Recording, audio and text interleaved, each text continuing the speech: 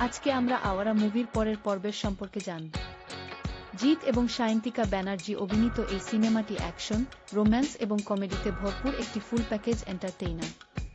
গল্পের নায়ক সূর্য একজন চঞ্চল কিন্তু সাহসী যুবক, যে পরিস্থিতির কারণে কাজের খোঁজে অন্য শহরে যায় এবং সেখানে পৌলমীর প্রেমে পড়ে।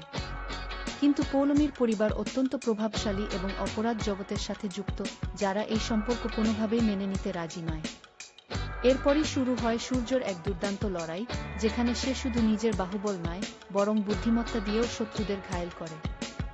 সিনেমার টানটান ডায়ালগ, অসাধারণ গানের কোরিওগ্রাফি এবং জিতের চেনা চেনা অ্যাকশন স্টাইল দর্শকদের দারুণ আনন্দ দেয়। কিভাবে সূর্য সব বাধা পেরিয়ে তার ভালোবাসাকে উদ্ধার করে, সেই রোমাঞ্চকর কাহিনী এখানে চমৎকারভাবে দেখানো হয়েছে।